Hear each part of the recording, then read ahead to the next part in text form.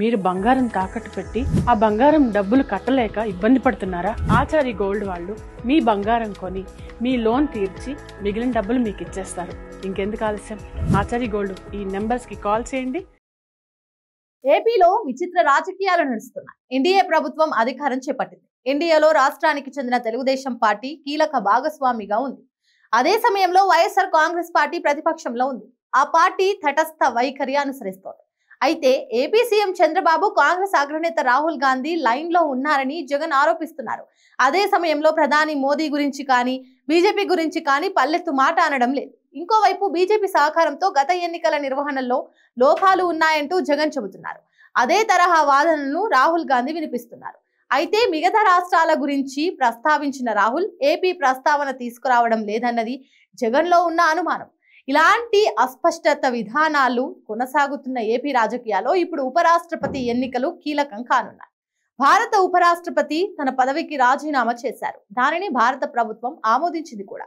ఉపరాష్ట్రపతి ఎన్నికలకు సంబంధించి నోటిఫికేషన్ జారీ అయింది. సెప్టెంబర్ 9న ఎన్నికలు జరగనున్నాయి.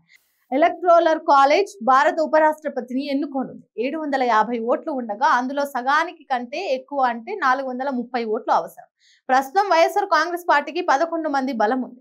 అయితే ఏపీ ఎన్నికల నిర్వహణలో లోపాలు ఉన్నాయని జగన్ ఆరోపిస్తున్నారు. కేంద్రంలో అధికారంలో ఉన్న బీజేపీ సహకారంతోనే అలా జరిగిందని అనుమానిస్తున్నారు. ఇంకోవైపు రాహుల్ గాంధీ సైతం ఈవీఎంలపై పోరాటం చేస్తున్నారు.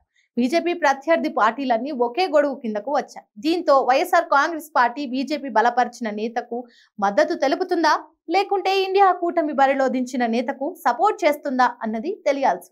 కాంగ్రెస్ పార్టీని విభేదించి బయటకు వచ్చారు జగన్మోహన్ రెడ్డి. ఈ క్రమంలో 2012లో యూపీఏ ప్రభుత్వం హయాంలో రాష్ట్రపతి ఎంపిక జరిగింది. అప్పటి వరకు కాంగ్రెస్ పార్టీని ద్వేషించిన వైఎస్ఆర్ కాంగ్రెస్ పార్టీ అదే పార్టీ బలపరిచిన ప్రణబ్ ముఖర్జీకి మద్దతు తెలుపుతూ ఓట్లు వేసింది. 2017లో ఎన్డీఏ అధికారంలోకి రాగా రాష్ట్రపతి ఎన్నికలు జరిగాయి. ఆ సమయంలో బీజేపీ బలపరిచిన రామ్నాథ్ కోవింద్ కి వైసీపీ మద్దతు తెలిపింది. ఉపరాష్ట్రపతిగా పోటీ చేసిన వెంకయ్య నాయుడుకు ఓటు వేసింది. 2022లో జరిగిన రాష్ట్రపతి ఎన్నికల్లో బీజేపీ బలపరిచిన ద్రౌపది ముర్ము ఉపరాష్ట్రపతిగా జగదీప్ ధంకడ్ కు మద్దతు తెలిపింది. అయితే సెప్టెంబర్ 9న జరగనున్న ఉపరాష్ట్రపతి ఎన్నికల్లో ఎవరికి మద్దతు తెలుపుతుంది అనేది హాట్ టాపిక్ గా నిలుస్తోంది. ప్రస్తుతం బీజేపీ ప్రత్యర్థి పార్టీలు కసిగా ఉన్నాయి. దాదాపు అన్ని పార్టీలు కాంగ్రెస్ నాయకత్వంలో పనిచేసేందుకు మానసికంగా సిద్ధపడుతున్నాయి. ఉపరాష్ట్రపతిగా బలమైన అభ్యర్థిని రంగంలోకి దించేందుకు నిర్ణయించుకున్నారు. అయితే ఇది ఒక విధంగా జగన్మోహన్ రెడ్డికి ప్రాణ సంకటమే. ఇప్పుడు గానీ బీజేపీ బలపరిచిన అభ్యర్థికి మద్దతు తెలిపితే జాతీయ స్థాయిలో జగన్మోహన్ రెడ్డి ఒంటరి కావడం ఖాయం.